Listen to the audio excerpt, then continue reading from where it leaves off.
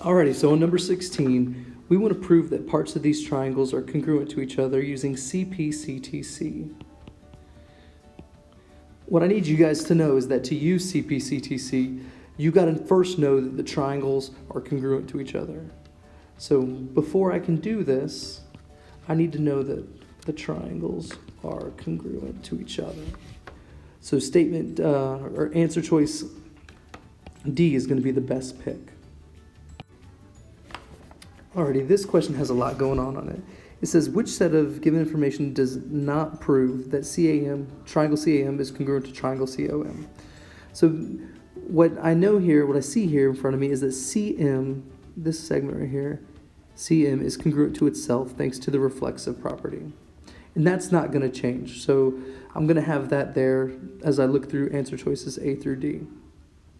So for answer choice A, it says that MCA, so angle MCA, angle MCA, this angle right here, and angle MCO, this angle right here, are congruent, and that angle CAM, this guy, is congruent to angle COM.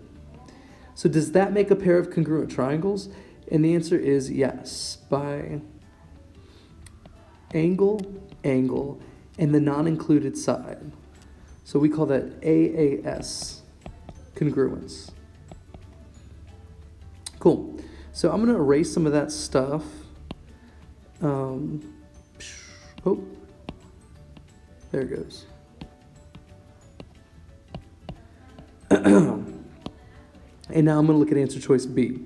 So B says that AC is congruent to OC.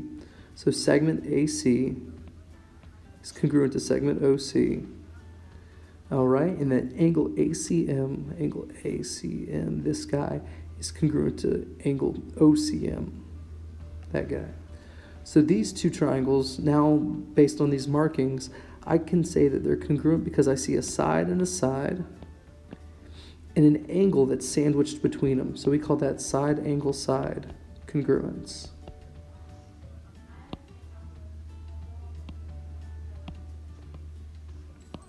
Let's look at answer choice C. It says that AC is congruent to OC. And it says that angle CAM is congruent to OCM. Alrighty, so that would be two sides and a non-included angle. So if you remember anything from class, you remember that that does not work. Therefore, answer choice C is the one that doesn't work, because those triangles can't be congruent by angle side side. Now, kind of like the last question, this one looks like it's going to be an angle side side as well. But we know that that doesn't work. But since it's a right triangle, there's another possibility. Maybe it's HL, hypotenuse leg. So we can look at this in a different way. Let's not call that the side, let's call that the hypotenuse. And then let's not call this the side, let's call it the leg. And what we'd see that these triangles are congruent by HL, hypotenuse leg. So when you're dealing with right triangles, you have one other possibility. If it's not side, angle, or any of those guys, then maybe it's hypotenuse leg. Number 19 gives me an isosceles triangle. I know the legs are congruent. I also know that the base angles are congruent. So the problem tells me that angle A is 5x plus 30. So if A is 5x plus 30, then C is also 5x plus 30. And the problem tells me that B is 2x. So you guys know very well that the angles inside of a triangle add up to 180 degrees. So we have three expressions for each of the angles. Angle A is 5x plus 30. Angle B is 2x. And angle C is 5x plus 30. And together, all three of those angles should add up to 180. So now that I have my equation set up, I can do a little bit of algebra.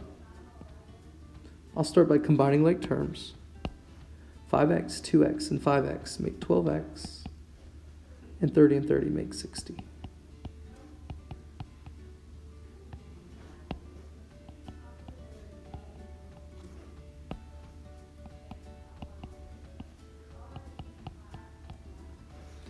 All right, and then divide by 12.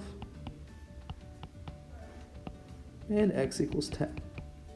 But that's not all. It says find the measure of angle C. So take that 10 and plug it back in. So angle C is going to be 5 times 10 plus 30. 50 plus 30 makes 80.